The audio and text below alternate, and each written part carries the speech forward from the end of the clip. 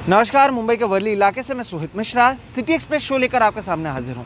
Show की शुरुआत दिल्ली की खबर के साथ करते हैं, क्योंकि दिल्ली में जिस तरह से प्रदूषण बढ़ रहा है, तो क्या प्रदूषण को कम करने के नाम पर दिल्ली में लॉकडाउन लगाया जाएगा?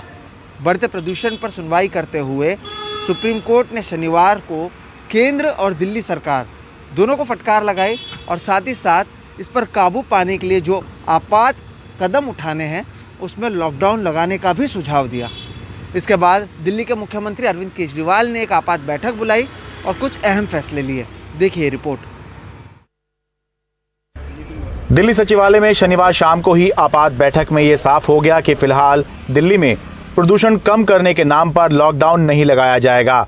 लेकिन आपात बैठक में केजरीवाल सरकार ने दिल्ली में बढ़ते प्रदूषण के मद्देनजर फैसले लिए। एक हफ्ते के लिए सभी स्कूल बंद किए गए, केवल ऑनलाइन क्लास चलेंगी। एक हफ्ते के लिए सभी दिल्ली सरकार के दफ्तर भी बंद किए गए, केवल वर्क फ्रॉम होम होगा। प्राइवेट दफ्तरों को भी वर्क फ्रॉम होम की सलाह दी गई। 14 से 17 नवंबर के बीच सभी कंस्ट्रक्शन एक्टिविटी बंद रहेंगी और लॉकडाउन के विकल्प के बारे में दिल्ली सरकार एक विस्तृत रिपोर्ट सुप्रीम कोर्ट में पेश करेगी। उसका हम पूरा वर्कआउट कर रहे हैं कि उसके क्या मायने होंगे, उस लॉकडाउन के क्या मायने होंगे। अभी लगा नहीं रहे हैं, हम एक उसका प्रस्ताव बना रहे हैं और इस प्रस्ताव को हम सुप्रीम कोर्ट के सामने रखेंगे कि अगर ऐसा होता है और केंद्र सारी एजेंसी से डिस्कस करके, बिकॉज ये बहुत ही एक्सट्रीम स्टेप होगा। शनिवार को सुप्रीम कोर्ट ने दिल्ली एनसीआर में प्रदूषण के मुद्दे पर केंद्र और दिल्ली दोनों को फटकार लगाई और सवाल उठाए। साथ ही 2 दिन के लॉकडाउन जैसे आपात कदम उठाने का भी सुझाव दिया। सुप्रीम कोर्ट ने कहा, दिल्ली में हालात इमरजेंसी वाले हैं। पराली जलाने से दिल्ली एनसीआर का प्रदूषण बढ़ रहा है, लेकिन इसके लिए हर बार किसानों को दोषी ठहराना फैशन बन गया है। पटाखों पर प्रतिबंध लगाया गया था, उसका क्या हुआ? दिल्ली पुलिस क्या कर रही है? राजनीति और सरकार से ऊपर उठकर काम करने की जरूरत है। केंद्र सरकार पंजाब और हरियाणा सरकार से पराली जलाने से रोकने के लिए बात क्यों नहीं करती?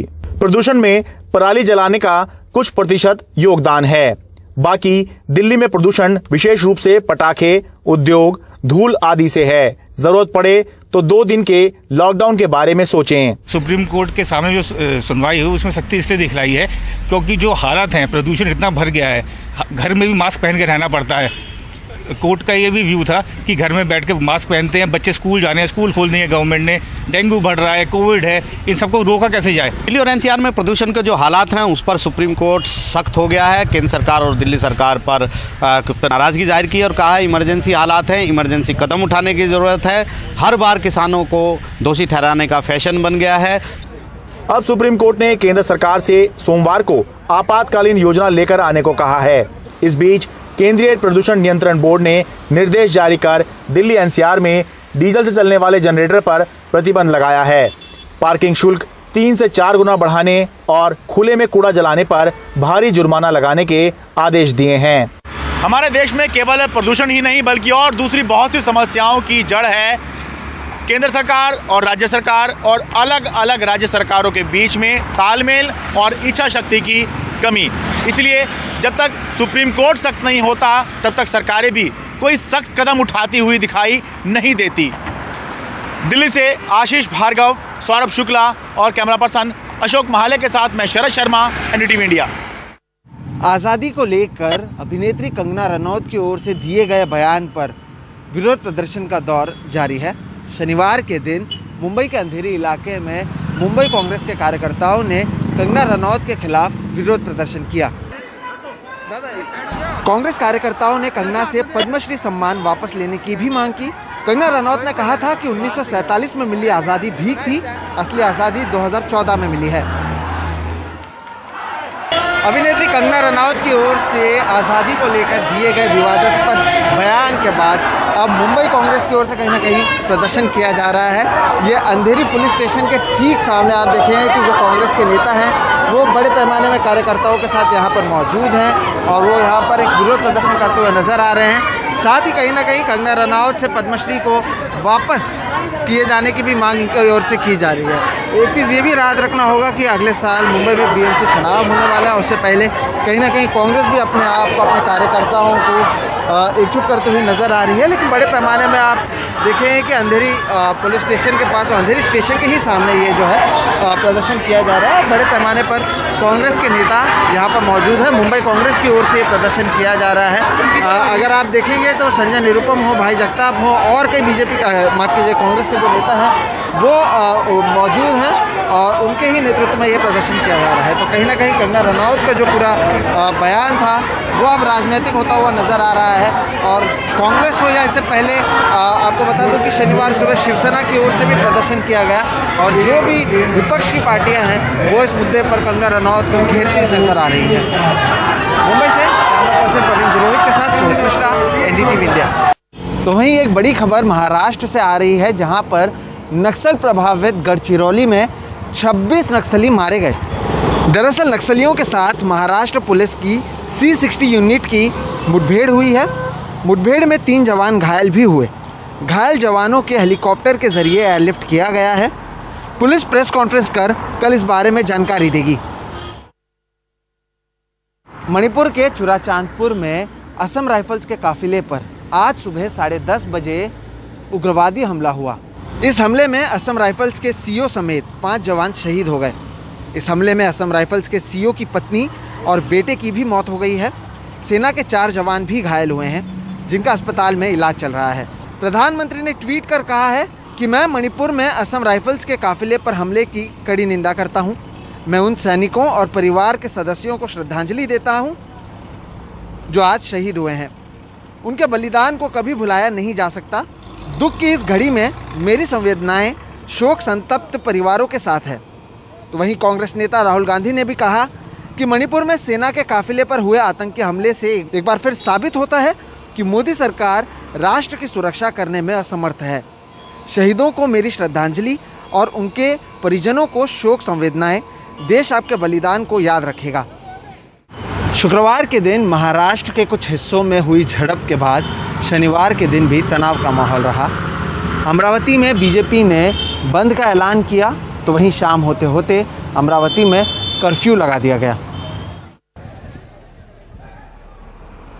ये तस्वीरें अमरावती की हैं, जहां शनिवार को लगाए गए कर्फ्यू के बाद फ्लैग मार्च कर हालात को काबू में बनाए रखने की कोशिश की जा रही है। शुक्रवार के दिन अमरावती में हुए कथित पथराव और हिंसा के बाद शनिवार के दिन बीजेपी ने हिंसा के विरोध में बंद रखने का ऐलान किया। पुलिस ने लोगों से शांति बनाए रखने की अपील की। महाराष्ट्राच्या सर्व नागरिकांना, महाराष्ट्र राज्य की जनता से मैं कहना चाहता हूं कि हिंसा करना सही नहीं है। आप रोड पर आकर किसी की प्रॉपर्टी को तोड़ रहे हैं, इससे आपको फायदा होता होगा, ऐसा मुझे नहीं लगता। उल्टा इसका परिणाम खराब होता है। हम कार्रवाई करेंगे। कुछ लोगों को जेल जाना पड़ेगा। कुछ तरुण लोगों का भविष्य अंधेरे में चला जाएगा। मैं आपसे कहना चाहता हूं कि अब भी समय है। निर्णय आपके हाथ में है। नियम और कानून को बनाए रखने की जिम्मेदारी हमारी है, उसमें हम कम नहीं पड़ेंगे।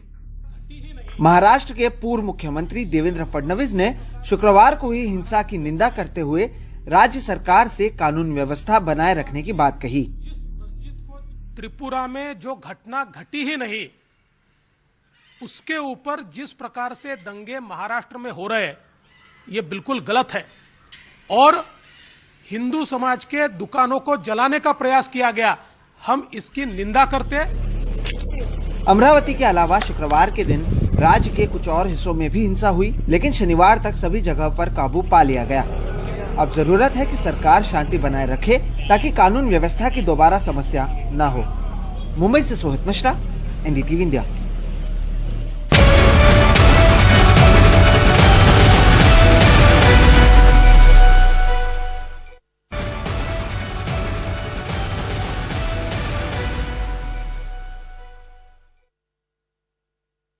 भोपाल में हबीबगंज स्टेशन का नाम बदल दिया गया है।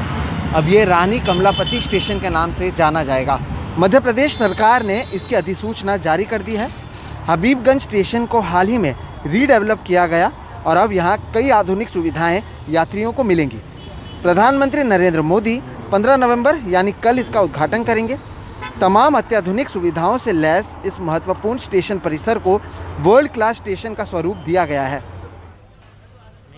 देश के प्रधानमंत्री नरेंद्र मोदी सोमवार को मध्य प्रदेश की राजधानी भोपाल में आएंगे। हम इस वक्त हबीबगंज रेलवे स्टेशन के बाहर खड़े हैं और बस एक तस्वीर अगर मैं अपने कैमरा पर्सन से कहूँ आपको दिखा सकें थोड़ा आगे चल के, चूँकि हबीबगंज रेलवे स्टेशन का नाम वो बदला जा रहा है। लगभग 40-45 सालों से यही नाम था, लेकिन वो बोर्ड अगर मैं आपको दिखाता हूँ, हबीबगंज का बोर्ड वो अब रानी कमलापति के नाम पर होगा।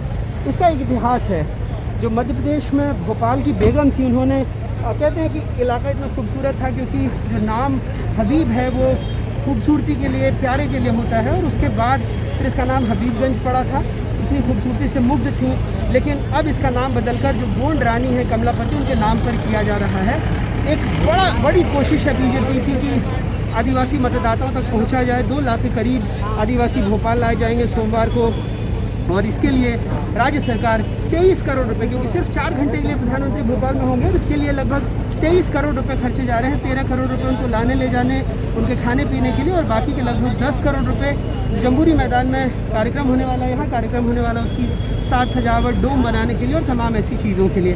हालांकि जो जय आदिवासी युवा संगठन है उसने इस पर ऐतराज़ भी जताया है।